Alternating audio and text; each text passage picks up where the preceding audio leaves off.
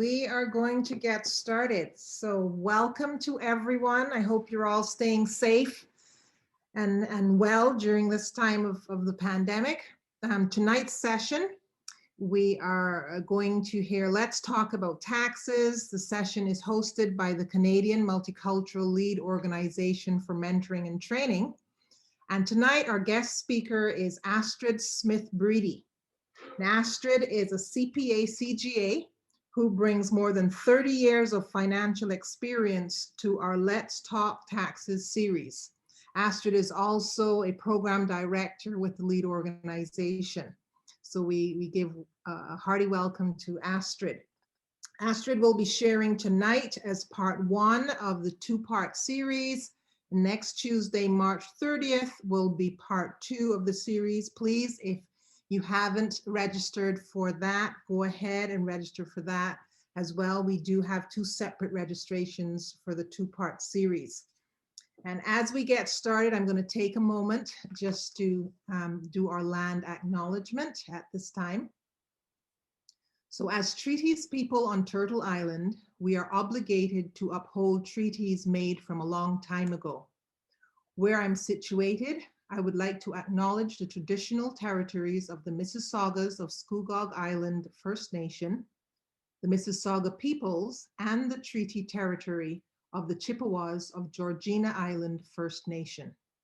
I also want to thank the First Peoples for their ongoing teaching of how we are to learn on the land and from the land in partnership with each other, the animals, and the plants.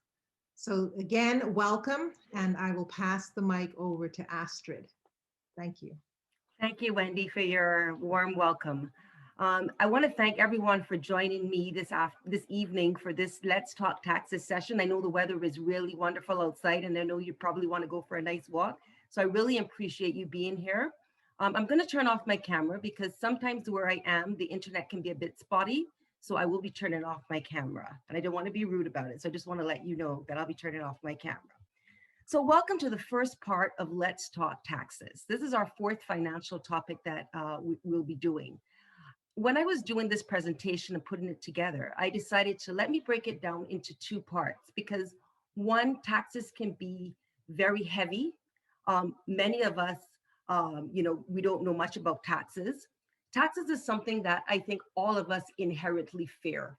And we're kind of like taught to fear taxes and fear the tax man. But you know what? There's nothing to fear when it comes to taxes. What's important is knowledge. Knowledge is key. And once you have that knowledge, and I hope after these two sessions, you'll have a different outlook when it comes to taxes. And you say, you know what? It's not bad. It's not that bad after all. Page down. Okay. So what are we going to talk about today? We're going to talk about a little bit about Canada's tax system. What's important is, do I have to file a tax return? Do I want to file a tax return? We're going to talk about deadlines, penalties and interest, how to get your tax information, protect yourself against fraud, because we know that that's very rampant these days. Well, I'm also going to make you aware of what are your responsibilities? What are the CRA's responsibilities? And what are your rights when it comes to your taxes? In the second part of our course, which we'll be doing, our presentation, which we'll be doing next week, what I'm going to be talking about is it's going to be more detailed in terms of, I'm going to go through your tax return that you would file as an individual. I'll be talking about what kind of income is taxable, what kind of income is not taxable. I'll show you how your taxes are calculated, a detailed breakdown of how your taxes are calculated, how you can file your taxes, different methods of filing. I'd also talk about things that you can do to be prepared and make the filing of the taxes a more pleasurable experience, if one can say that. So let's talk about Canada's tax system. Canada's tax system is based on a self-assessment principle, which means that you have to complete a tax return every year to report the income, and you calculate whether you owe taxes or whether you're in a refund position. And the reason why we have this tax system is that It's the most economical and efficient way. So we've had this, it's, the onus is on you as a taxpayer to determine, okay, do I have to file a tax return, report the income you earn. If you may have to pay taxes, or you may be in a refund position. Well, what does the CRA do? The CRA administers the tax laws of the Government of Canada, and for most of the provinces as well as the territories. So their responsibility is to collect taxes and other amounts, such as the goods and services tax, Canada Pension Plan contributions, and employment insurance premiums. The CRA also delivers various benefit and credit programs to Canadians throughout the tax system. So this year, we know we're in from last year, this year, we're in a COVID year. So all those special benefits that the CERB, the CESB, that all the benefits that you would have received, the CRA is the one that administered those benefits. So the big question is, do you have to file a tax return? Well, first, let me just tell you a little bit about our CRA, the Canada Revenue Agency, the tax system in Canada. Whether or not you are responsible to file taxes, first of all, is whether you are a resident of Canada. So Canada taxes a person based on their residency. If you live in Canada for more than 183 days in a year, you are considered a resident of Canada. You may not be here for that amount of time, but you may still be considered a resident of Canada. For example, if you have a home in Canada, if your family is in Canada, there's several different criteria you can look at to determine if a person is unsure whether they're a resident of Canada and therefore liable to pay taxes in Canada. Other places like the US, they tax you based on your citizenship, okay? But Canada taxes you based on your residency. Another thing that's important to know, that if you are a resident of Canada, you are taxed on your worldwide income. So say, for example, you live in Canada, but you may have investments in the States. Let's say, for example, maybe a rental property that you have in the States. You're renting it out, you're getting money from it.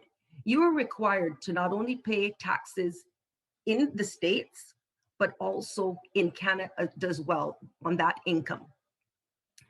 So that there's not that double taxation, because you're paying taxes in the States on the same income and also in Canada, you are entitled to what's called, you'll get a foreign tax credit, which for the taxes that you pay in the US. And that will offset the taxes that you're required to pay in Canada. So let's look, do you have to file a tax return?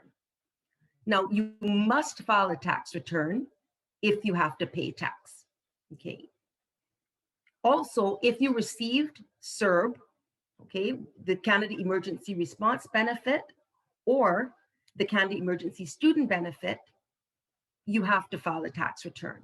Now, what the government did when last year, when there was a lot of hardship, people losing their jobs, people not being able to get jobs, when they had these plans were in place, CERB and CESB, what they did was they gave you the gross amount. They did not take out taxes. And a lot of people are now feeling the pinch of that, because now it's the end of the year for 2020 and you're now getting ready to file your taxes, and you may have to pay taxes, right? Because the money was not withheld at source, so to speak. Normally when you're employed and you have employment income, your employer will withhold taxes. So you get a net pay, which is reduced by income tax that's deducted, as well as if you have to pay CPP, which is the Canadian Pension Plan contributions, or your employment income premiums, those are deducted by your employer. With CERB and CSB, no taxes were deducted. So you got that benefit up front. A lot of my friends and family that were receiving this money, I was telling them, put some of that money aside. Yes, you have it. It's good to have that $1,000 every 2 weeks in your hand, but come the end of the year, you may have to pay. Another little tip that I just want to say at this particular point while I'm talking about it is, if you are an independent contractor, say for example, you are working for a company, but you're not you're working on a contract, for example. You may be getting just paid, if you're going to be getting maybe $3,000 a month. they may not be taken out, and you're not an employee or considered to be an employee, they will not be taking out taxes. So it would be in your interest to put a little bit of that aside so that come the end of the year, you're not going to find yourself where you're going to have to be looking for the money to pay back taxes that were applicable on the money that you earned. Okay. In Canada, the federal tax rate ranges from 15% to 33%. And if most of us who live in Ontario, I think most people on our call today are from Ontario, the Ontario tax rate is from 5% to about 13%. So on the conservative side, if you have, say, under $40,000 in income annually, I would put aside a minimum of 25% of that. I put it in a separate account. So when it comes to the end of the year, you're not scrambling to find money to pay your taxes. Because penalties and interest, I'm going to talk about that. You'll be surprised how quickly those add up. Let's go back to the slide. You may also have to file a tax return if the CRA sends you a request to file a tax return. So in some situations, the Canada Revenue Agency will send you a request to file taxes. There's also something called the Lifelong Learning Plan, which allows you to withdraw up to $10,000 in a calendar year from your registered retirement savings plan, your RRSP, to finance full-time training or education for you or your spouse or your common law partner. Now, under this plan, you can't withdraw more than $20,000 in total. So if you've taken advantage of this particular plan and you've not repaid all the amounts that you've withdrawn from your registered retirement saving plan, you're required to file a tax return. You're also required to file a tax return if you have to contribute to the Canada Pension Plan. If in 2020, your total pensionable employment income and your net self-employment income is more than $3,500, you will be required to file a tax return.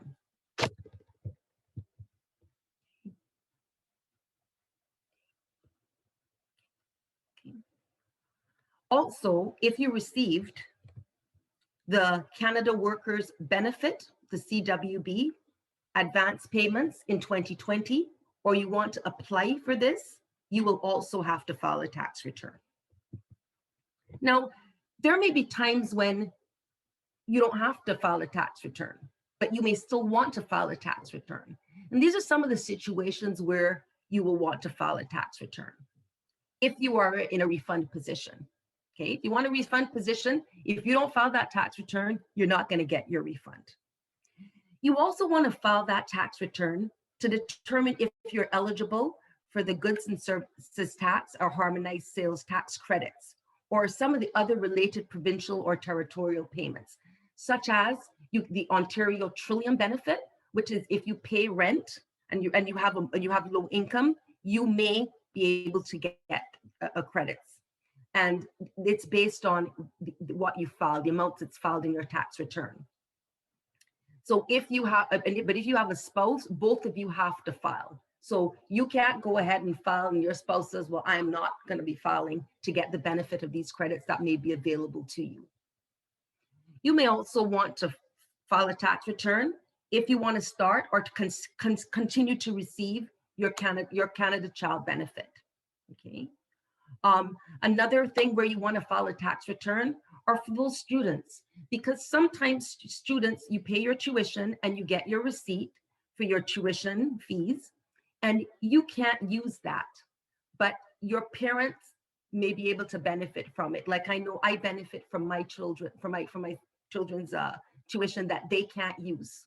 So if you want to be able to transfer some of that tuition to someone else, that tuition credit to somebody else, you're going to have to file a tax return to transfer the unused portion. Okay. You may also want to file a tax return if you want to report income for which you want to contribute to an RRSP. So what it does is you could always contribute to an RRSP as long as you're earning income or have employment income. You can contribute to your RRSP. Normally, the RRSP is about 18% is what your RRSP limit will be. So if you just want to keep your RRSP limit up to date, your deduction limit up to date, you don't have to use it this year, but if you just want to keep it up to date, you want to file a tax return. You may also want to file a tax return if you want to report income to increase your Canada Training Credit limit for future years. The Canada Training Credit is a new refundable tax credit to help Canadians with the cost of training fees. So the credit accumulates at a rate of about $250 per year, and it's up to a maximum lifetime amount of $5,000. So for your Canada Training Credit, you want to file a tax return. Okay. So do I need a SIN? Okay. Yes. You definitely need a SIN to file your tax return. And back in the day, and you don't hear about it that much, but back in the day, sometimes you may have a friend that has come to Canada and they want to get a job, and they may say to you, can I use your SIN because I have to provide my employer with a SIN? And you would give your SIN social insurance number. And you may give that to your friend who's they will work under your SIN number. Well, first of all, that's illegal, among other things. But also, you will be responsible for the tax, to pay tax on the money that they're earning, right? So, your SIN is your SIN, and you're the only person that should be using your SIN. So before you file a tax return, you need a SIN. And the CRA uses your SIN to identify you for income tax purposes, as well as to update your record of earnings for your contributions to your Canadian pension plan or your Quebec pension plan. So you have to give your SIN to anyone who is preparing an information slip for you. And when I say information slip, if you're an employee, that would be your T4 slip that your employer will be preparing for you. Or if you are a student and you pay your tuition, that T2202 form that they give you so you can deduct a portion of your tuition, you're going to also need to provide that to them as well, your social insurance number. So if you do have a social insurance number and you receive any of these tax information slips, you should always check to make sure that the number on them are correct. And if the number is not correct, you should let your employer know so that they can make the necessary adjustment, because the amounts that they have remitted to the Canada Revenue Agency on your behalf, they may be under the incorrect SIN. And it would look like although you only received the net personally, what was shown in the CRA's records of having been deducted from your paycheck will not be accurate. Now, when your employer gives you a T4, they have to file all their T4s with the Canada Revenue Agency. Okay, so the Canada Revenue Agency knows what you make, because your employer is required to submit those forms to the Canada Revenue Agency.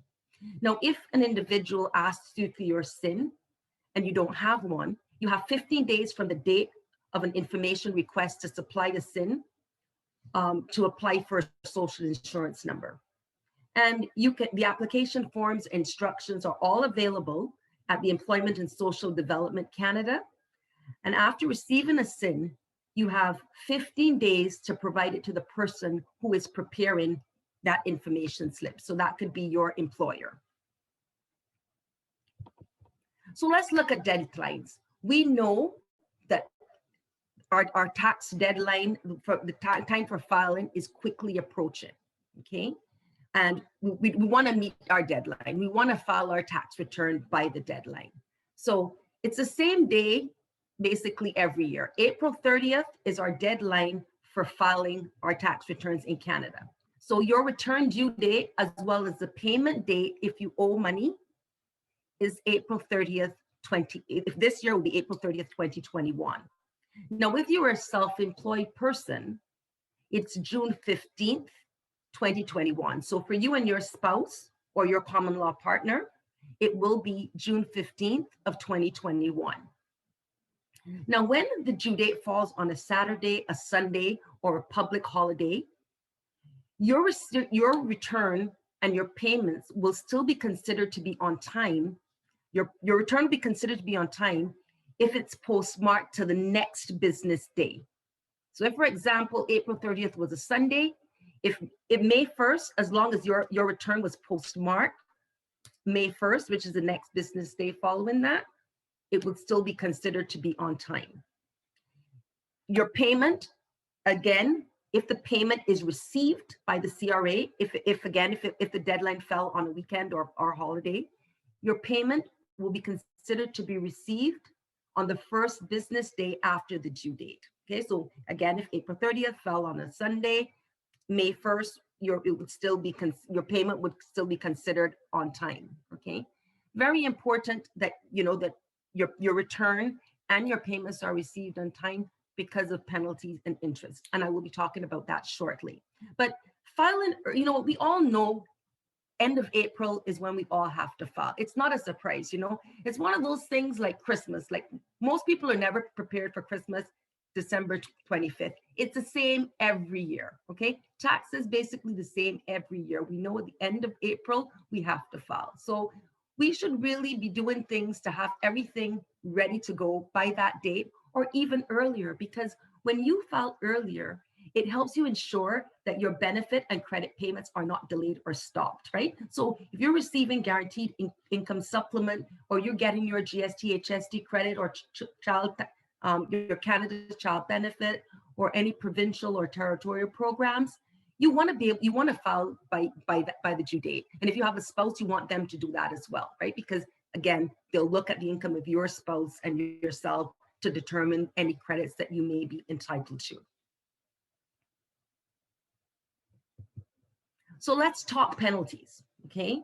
Now, I've been around long enough with taxes and have seen that many people, you know, when you file late or you don't make your payment, the penalties and the interest can accrue on your outstanding balance that in no time at all, or what I consider warp speed, your penalties and your interest may be actually more than the actual debt that you owe, okay? So very important, I can't stress it enough, to file on time.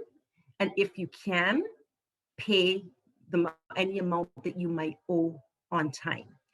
So for example, if you file late and you don't make that April 30th deadline, there is a penalty that will be applied. And the penalty is 5% of the amount that you owe, plus 1% a month, up to a maximum of 12 months, okay? If you fail to report an amount in your return for 2020, and you filed your 2017 your return late, your 2018 return late, your 2019 return late, your 2020 return late, you could be subject to a penalty of 10% on the for your 2020, 10% of the amount you owe, plus 2% a month, up to a maximum of 20 months for any. So that adds up. That really adds up.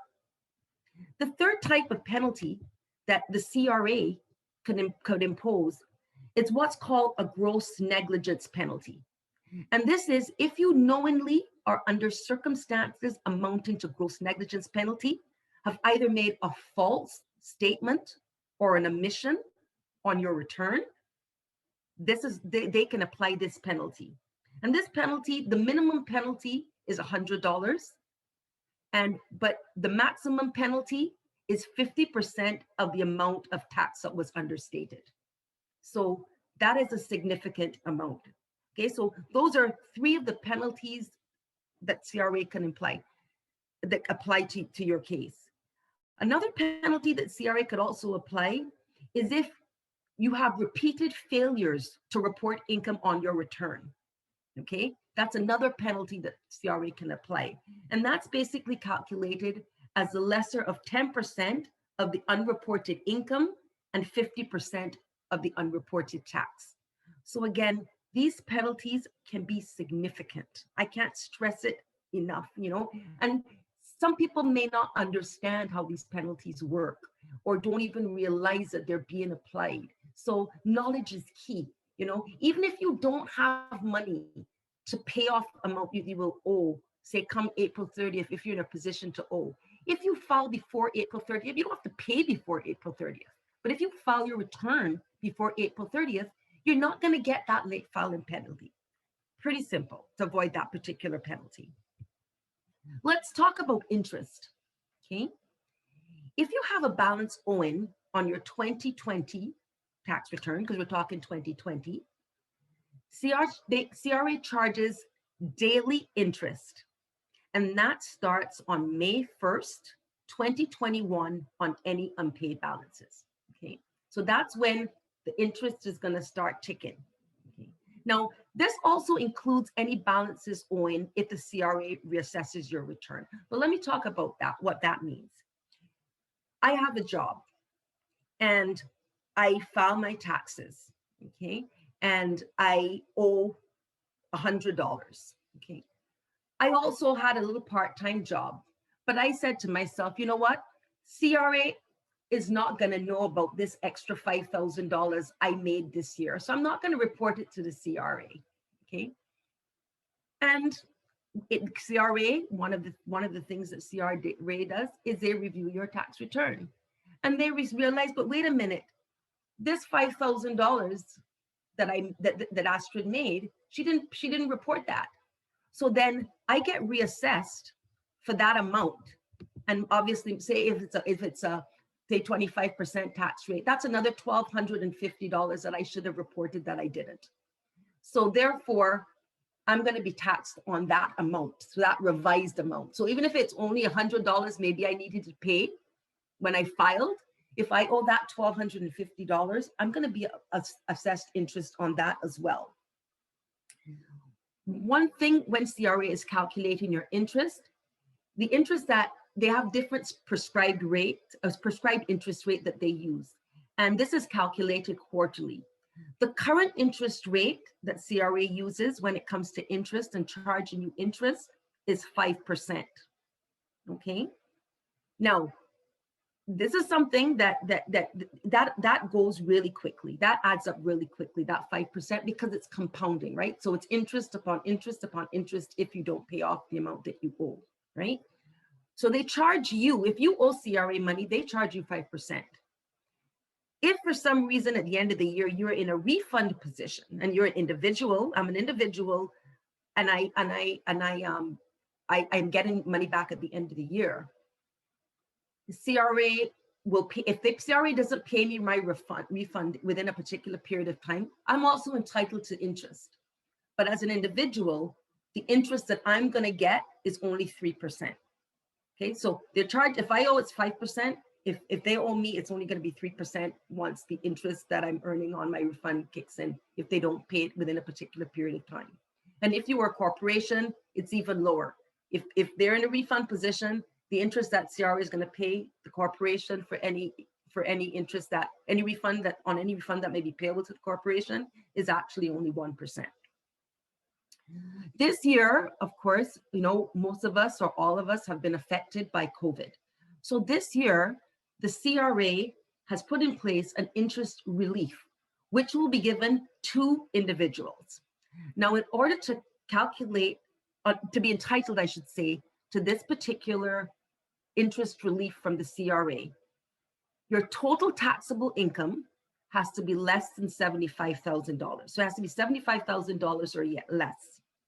You also have had to have received one of the COVID-19 benefits in 2020. And when I say that, you've had to have received either CERB, CESB, the Canada Recovery Benefit, Canada Recovery Caregiving Benefit, the Canada Recovery Sickness Benefit, or Employment Insurance Benefits, or Provincial and Territorial Emergency Benefits. So if you receive any of those, that you may qualify, as well as you have to file your 2020 tax return and you have to have a balance owing. So if you meet any of those criteria, the CRA will automatically waive any interest that's applicable to your 2020 tax return. Okay, so you have a whole year. You will be charged any interest on any amounts owing only in respect of your 2020 tax return. So interest If you don't pay it off by April 30th of 2022, the amount that you owe on your 2020 tax return, that is when interest will start accruing. So they're giving you a break if you meet any of those criteria, but you have to meet any of those 4 criteria. $75,000 or less in taxable income, received a CERB benefit, you filed your 2020 tax return, and you have a balance owing for taxes, okay? Now, if you still have to pay your late filing penalty. So it's only in respect of interest that you're getting this break. So for late filing penalty, to avoid that, pay it by the due date and avoid having to pay late filing penalty, because they're not giving you a break on the late filing penalty. You're still expected to file by your due date. So how to get your tax information, okay? The CRA has several online services, okay? My Account, this lets you view, change, and manage your personal information online.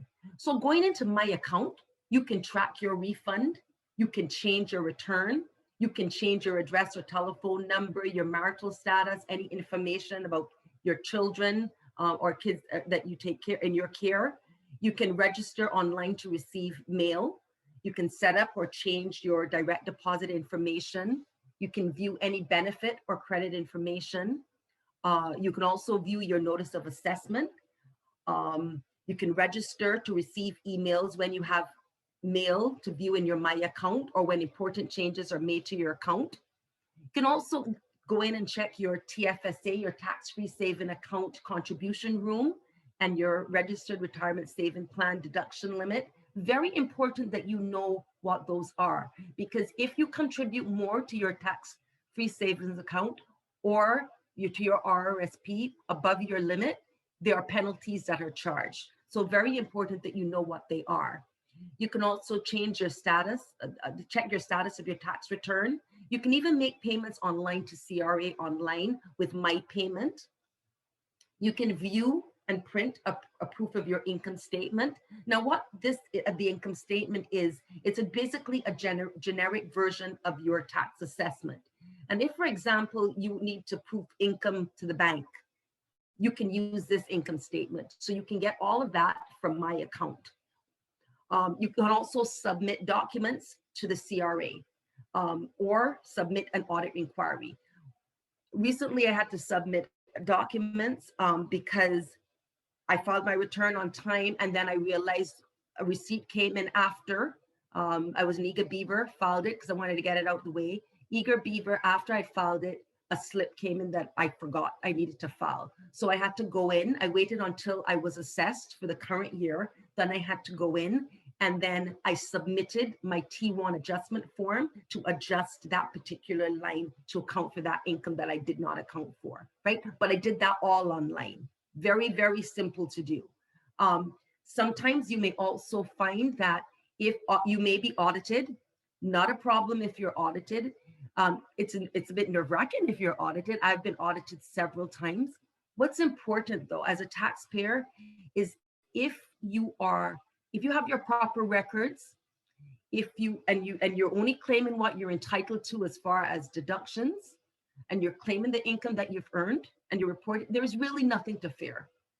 So if you, by any chance, you're audited and they request, like one year I had a lot of medical expenses, so I claimed the deduction for medical expenses, and it was really large and unusual because it was the first time this particular year that I had these medical expenses.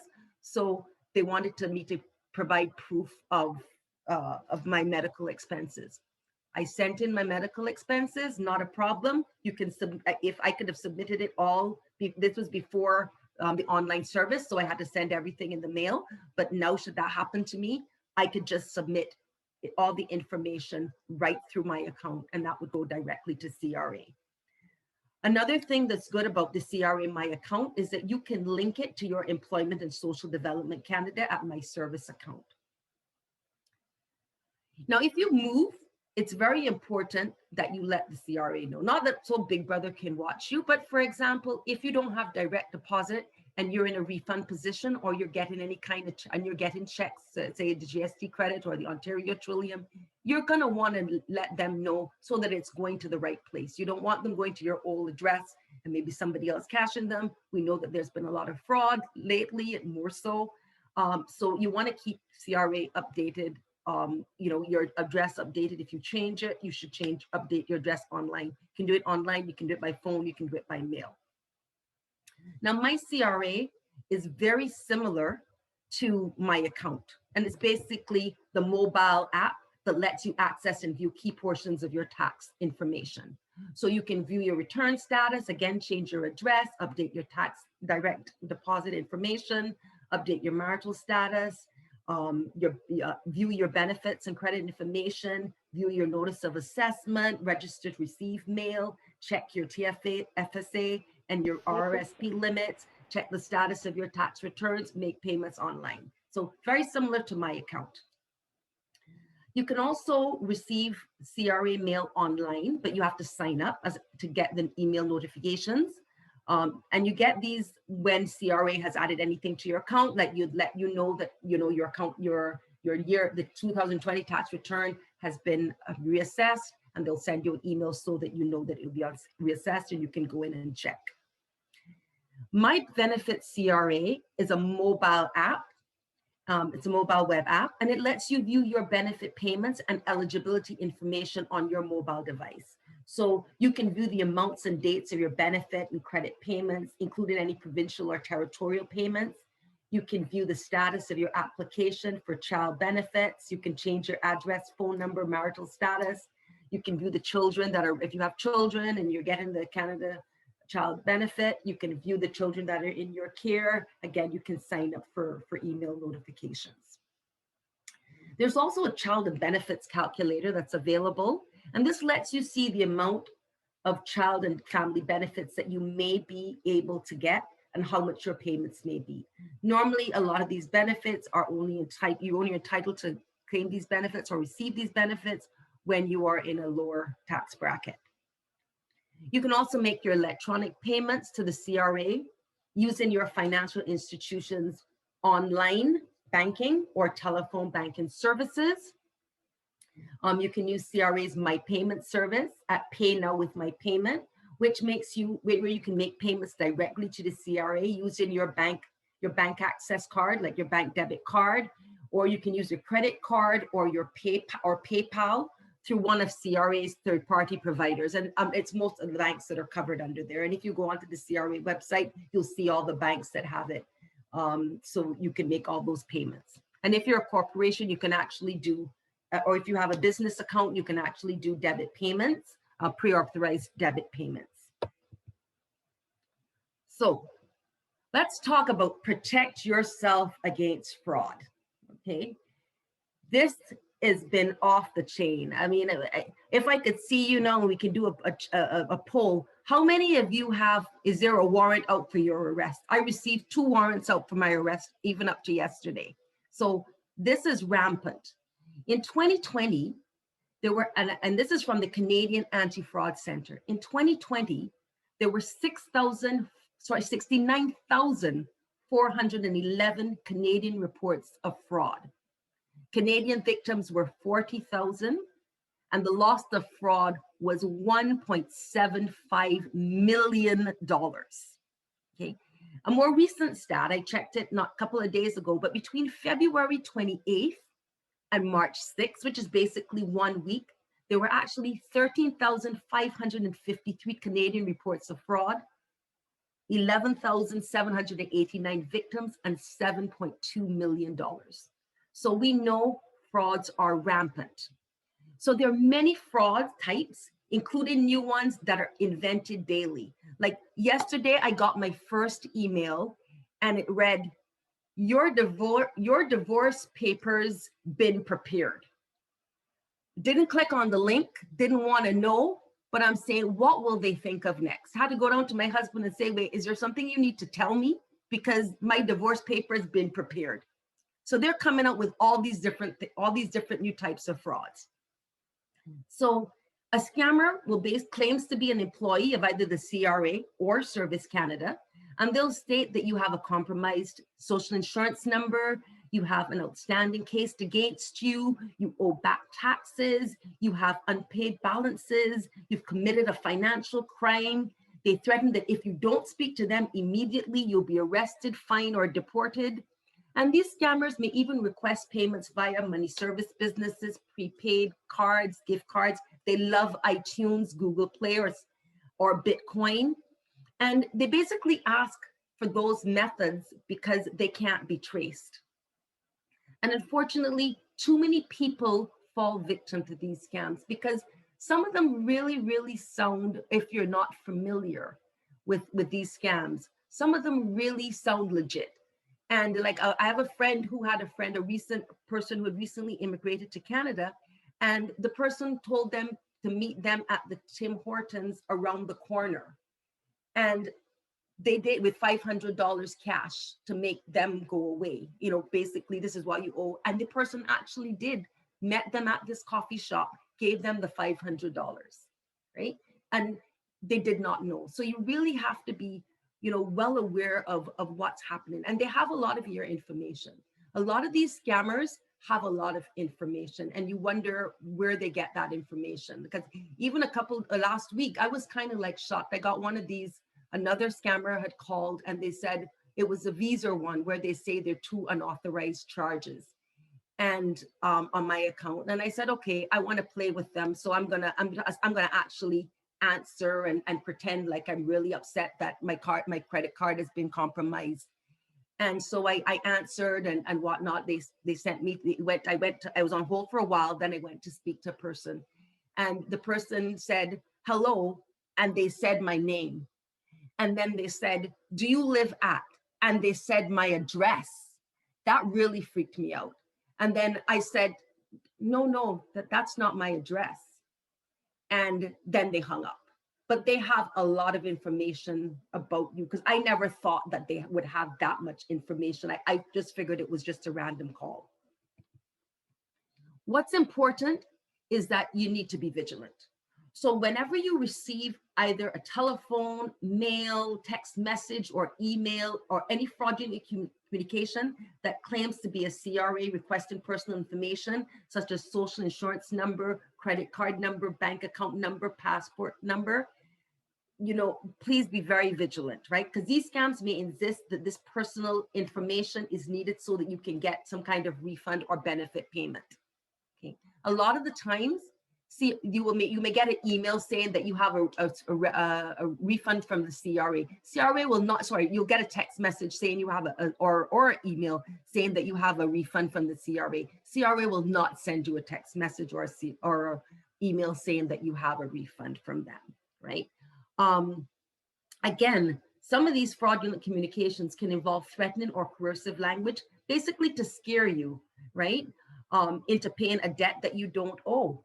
Very, very important. You know, I saw a man on the TV probably about a couple months ago, and this scam, he was so scared that he paid these people money and he had like $10 left in his account. You know, $10 left in his account. And he was like so distraught.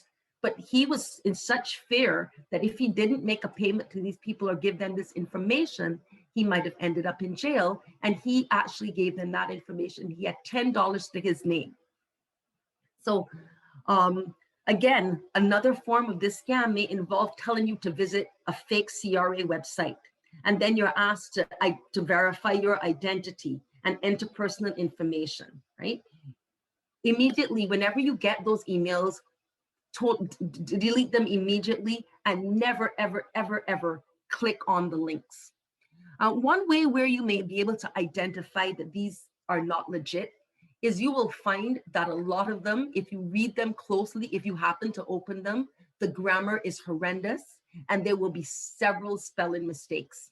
So that's a way, they're getting better as they develop these new scams, but that's a way of knowing that, you know, this may not be legit with all the errors that you may find. So what are your responsibilities? Okay, you as a taxpayer have certain responsibilities. Your responsibilities are to send in your return by your deadline, right? April 30th. Okay, we talked about if you don't send in by that deadline, and you have a balance owing, you're going to be subject to late filing penalty, and possibly you're going to have to pay interest. So file by that date to avoid having to pay late filing penalty. I can't stress that enough. You know, you also have the responsibility to provide accurate and complete information to the CRA for them to able to assess your tax and benefits correctly. So if your personal information changes during the year, as I mentioned earlier, let the CRA know, because this can affect your benefit payments. Okay. You also have a responsibility to pay your balance owing. So if you have an amount owing to the CRA, you should pay it in full if you can, to avoid taxes and other legal financial consequences. But if you can't, you know, everybody does not always pay the amount that they owe in full. There may be situations where you're not able to do that.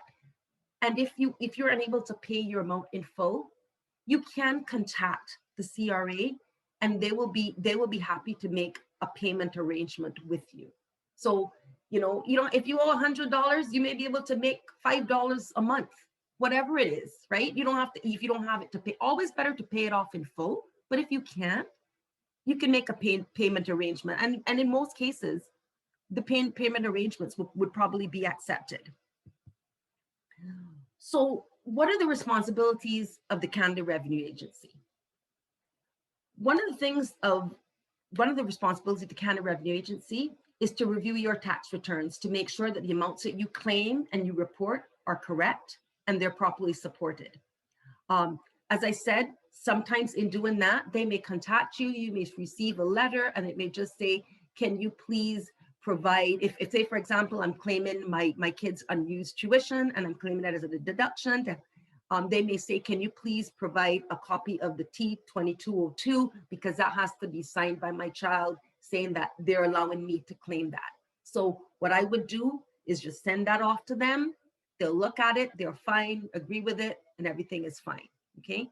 And if for whatever reason, if they do have to, in their review, as I mentioned earlier, the case where you may not have reported all your income and they have to change your tax return, if they change what you have filed, you will get a notice of assessment explaining what the changes are. So if you ever look at your notice of assessment, you will see every year you file a return, you get a notice of assessment.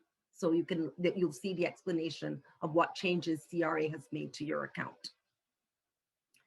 Another responsibility of the CRA is to reduce the participation in the underground economy.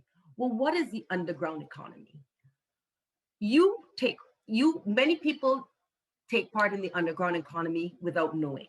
So you've taken part in the underground economy if you do not report all the income that you have on your tax return, or you pay a proper amount, you do not pay the proper amount of sale tax on your purchases. An example of the underground economy is, for example, you have someone come to your house and you're getting a kitchen renovation. And okay, they come in, they give you a quote, they say $10,000 for your kitchen renovation, $10,000 plus GST, that's $10,000, $1,300. Not good, I'm not good, I can't add, anyway, that's $1,300, total price is $11,300.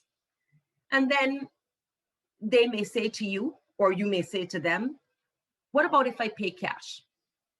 Okay, well, if you pay me cash, instead of the $1,300, because I'm going to have to report this income to the CRA, they may not say that, but instead of the $11,300 that you have to pay, they may say, okay, well, I'll do it for you for $8,000.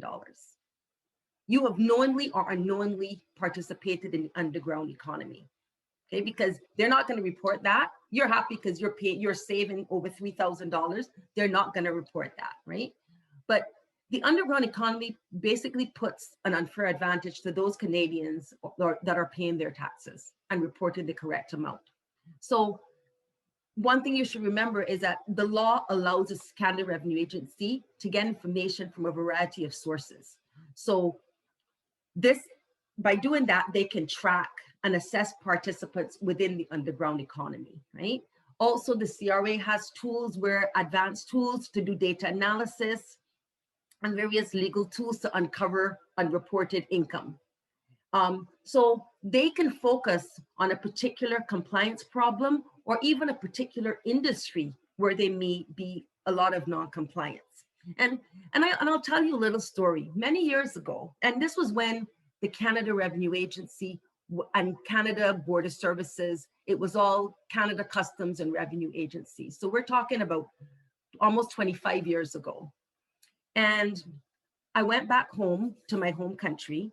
And one thing that they'll let you do is if you buy things duty free, they give it to you right away. So all you have to do is show your passport and they'll give you whatever it is. Say if it's normally $2,000 and you can get it for duty free for $1,500.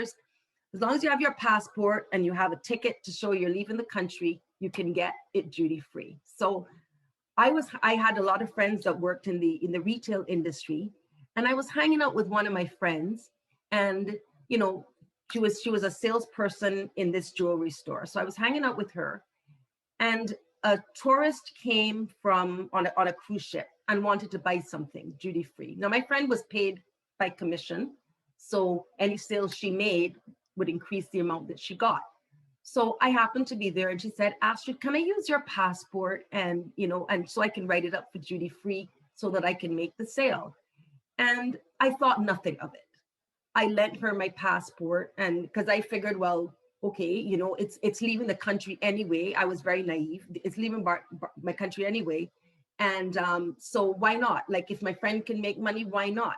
So I did that. And it was a big purchase. The amount was significant what this person was buying. Came back to Canada. And when I came back and I filled out my customs form, I probably spent maybe $300 that I actually brought back into the country. So I declared that, came back into the country, thought nothing of it, went around my merry way.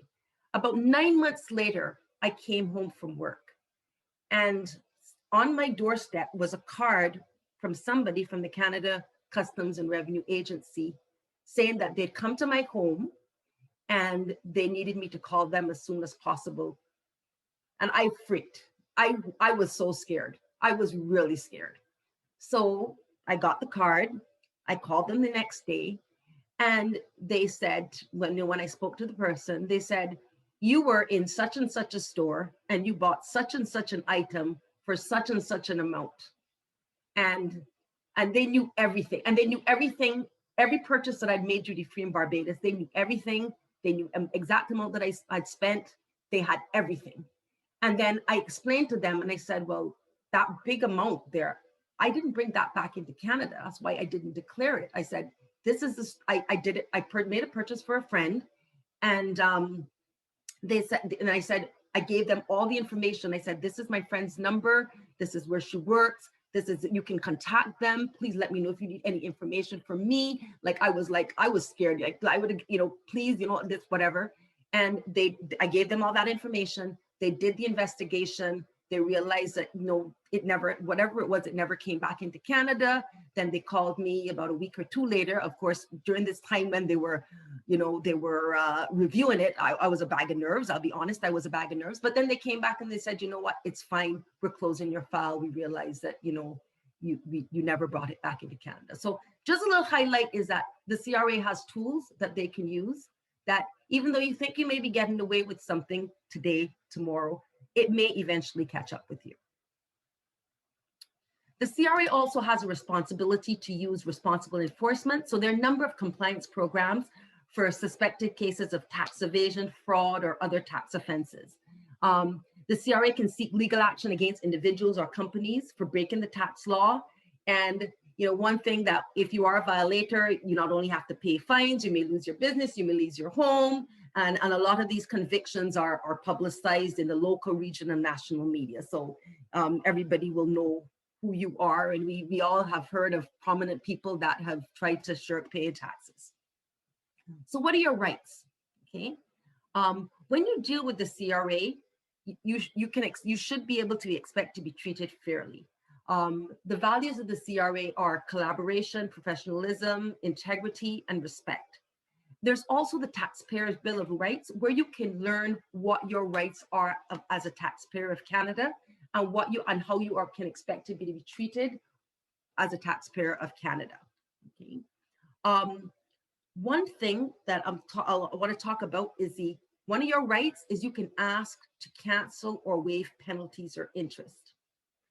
Now, many people are not aware of that.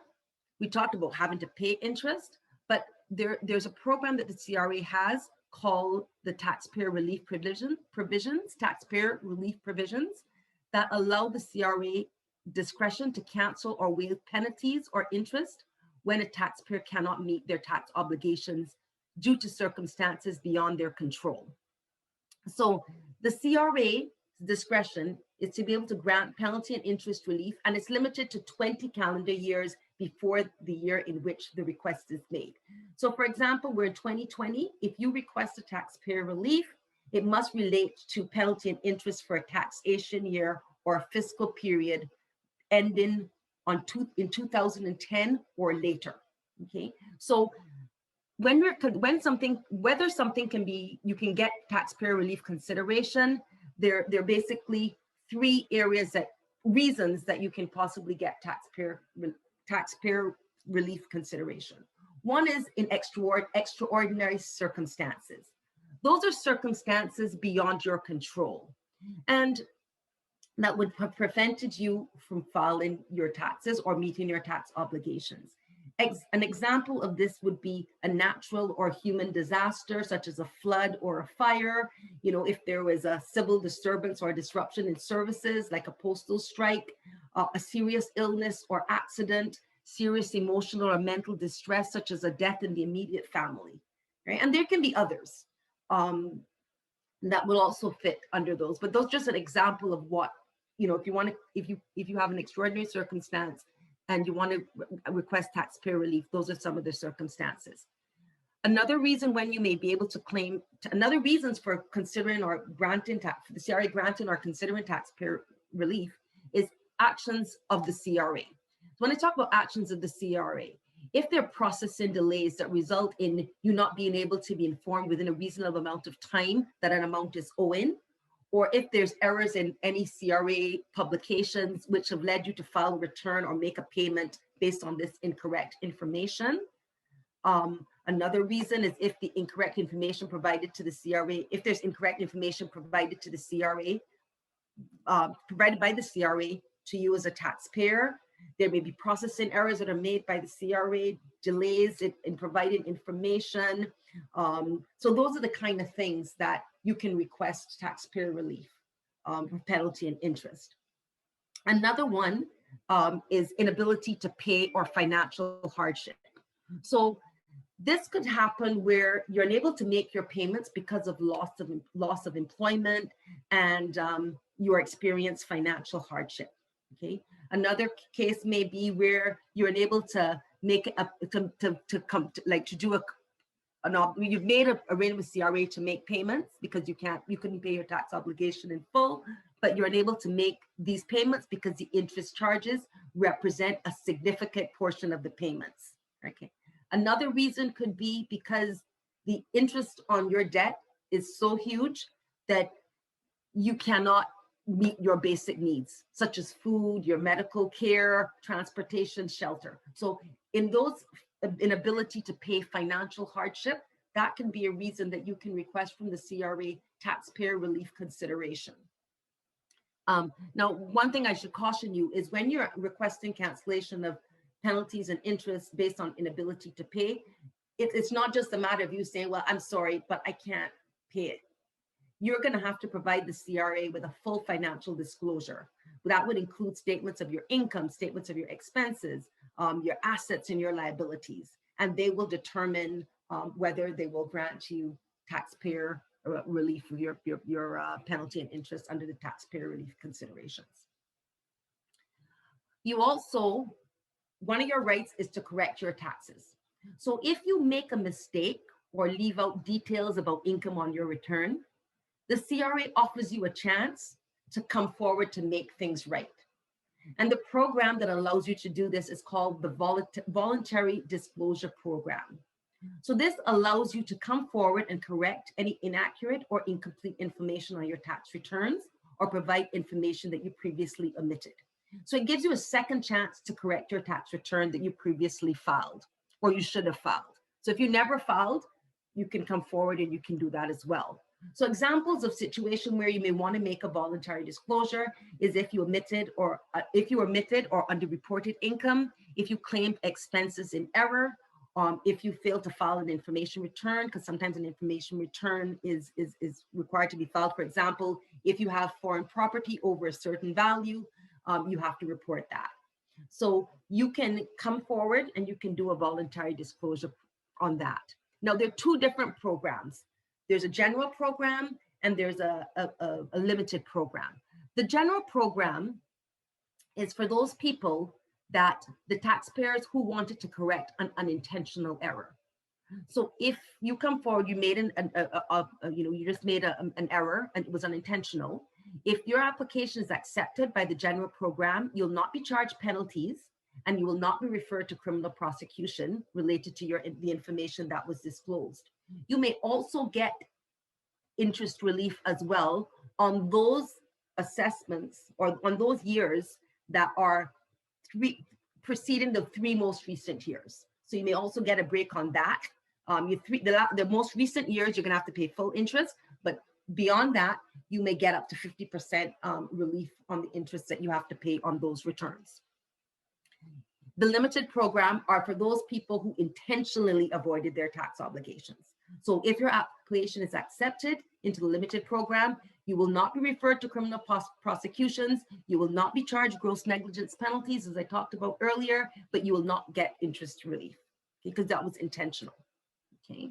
Now, one thing about the voluntary disclosure program, it is voluntary where you have come forward. So you've come forward before CRA has come to you and said you need to file. So to be eligible for that, that is what you have to come to them before they come to you or notify that you need to file a return.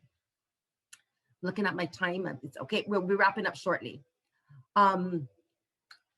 You also have a right to register a dispute or make a complaint. Okay, so you may have a dispute about the way you were assessed or a complaint about the service that you received from the CRA. So a lot of the time this comes because of miscommunication. So you should try to resolve the issue with the Canada Revenue Agency. But if you are not happy with the assessment that you get, you can file a notice of objection. I'll talk about that quickly in a little bit. Or you can do a service complaint if you're not happy with the service that you received from the CRA. So if you're not happy with the service that you received, you can speak to the employee. If you're still not satisfied, you can go to the employee supervisor. You can call the number that will be on and some of the correspondence received. And if you still don't agree, then you can file a formal service complaint. And if you file a formal service complaint and you get a response and you're still not happy, you can do what is called a reprisal complaint. So if you have previously submitted a service-related complaint and you're not happy, then you can submit a reprisal complaint. Okay. If you get assessed, and when I say if you get assessed, like if the CRA, you filed a return, it's $100 that you have to pay. CRA reviews your return and says you have to file that you owe $2,000. You're not in agreement. You have the right to file what's called a notice of objection. Now, what I'm going to do, because I know we're running time and I want to be respectful of your time, I'm going to play a little video of how to file an objection. Don't agree with your assessment, benefit, or credit determination? Thinking of filing an objection or formal dispute? Meet Roger. Roger doesn't agree with the amount owing to the Canada Revenue Agency indicated on his notice of assessment.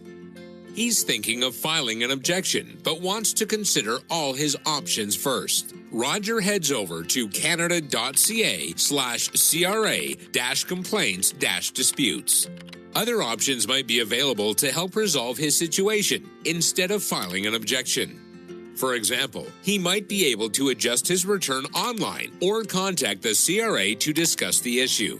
Roger finds out from the CRA that he has 1 year after the tax filing deadline of the return, or 90 days from the date of his income tax assessment or reassessment to file an objection, whichever is later.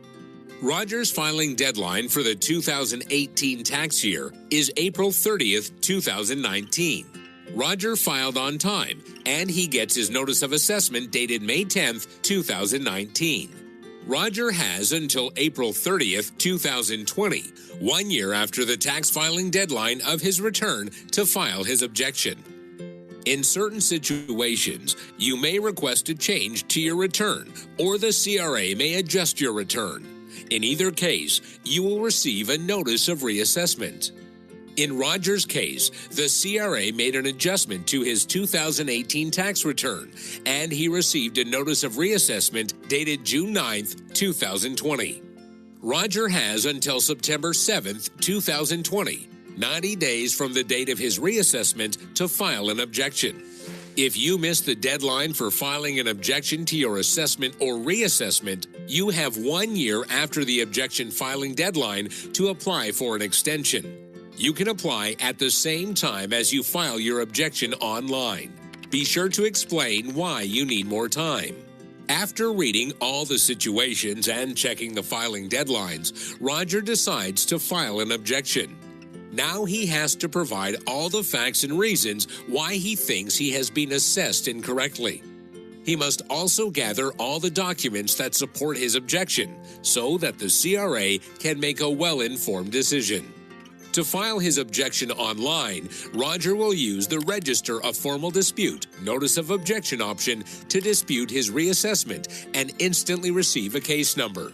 He will use this number when he sends his documents using the CRA's electronic service, Submit Docs, or when he contacts the CRA.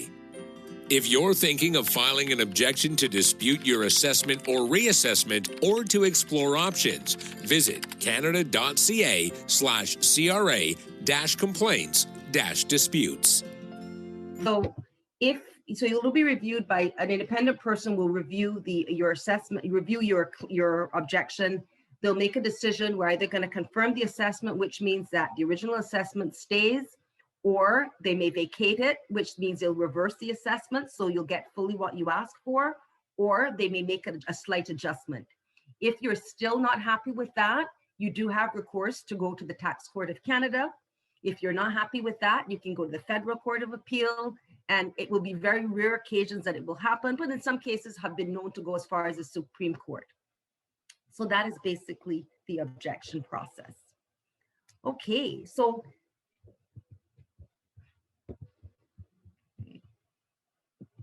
okay.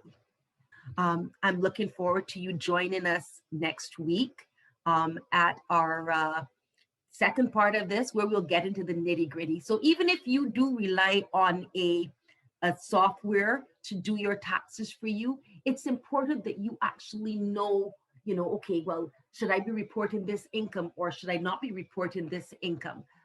Once they do most of the softwares that you use, you'll see your tax return. So you should be able to look at your tax return and know, does this seem reasonable?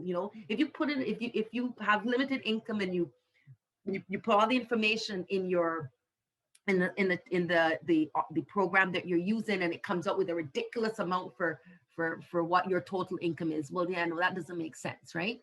So we'll be going through that in detail. We'll talk about the kind of income that that they're taxable, what's not taxable, how we go from the net income that you report to what is considered taxable income, to how tax is calculated on your returns, what refundable, non-refundable credits that you are entitled to offset the amount of the tax that you're paid.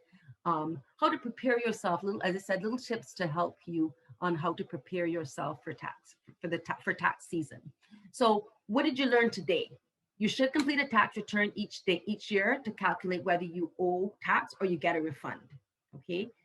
Again, we talked about how you can use My Account. What information is available to you there. You can make payments to the CRA from several different methods. You should send in your tax return before the deadline to avoid the late filing penalty. And if you can, pay any amounts you may owe before the deadline, so that before May 1st this year, so that you don't have to accrue any interest. You must provide accurate, complete information so your tax and benefits can be calculated properly. The CRA does promote compliance with the tax laws. You should, when you're dealing with the CRA, you should be expected to be treated fairly. Important thing, whenever you're talking to any government agency, whether it's the CRA or whether it is any other government agency that you may be dealing with, whoever you're speaking to, always get their name or get their identification number should you ever have to reference it in the future, right? Always get it, keep a log, write it down, because if you get information to someone and it's incorrect, and you say you file based on the information that you get, you said, well, I spoke to Officer Astrid and this is the information that she gave me, you're more credible because you can actually identify what's yes, you did actually speak to that person, or as opposed to saying, well, I spoke to this person, I don't know their name, and so it's always good to whoever you speak to in any agency, whether if it's Service Canada, whether it's Health Canada, whether it's CRA, always keep the name, always ask for the name of the person, right? We've learned you can get the information online, and we learned for the voluntary disclosure program, if you realize that there's an error and you want to come forward, or you haven't filed for several years and you want to say, okay, I want to file and I want to get my tax filings up to date, that voluntary disclosure program is there for you. It's important that you come forward before the CRA writes a request for you to file a return, okay? Because once CRA has contacted you, that option is off the table. There's also the taxpayer relief request, which allows you, where you can waiver your penalties and interest. You can request a waiver of penalties and interest in extraordinary circumstances if there are any actions caused by the CRA that has caused you to not meet your tax obligation. Really, really thank you for joining me this evening to talk about let's talk about taxes. I look forward to you all joining me next week for our part 2 of Let's Talk Taxes. Well, thank you so much, Astrid.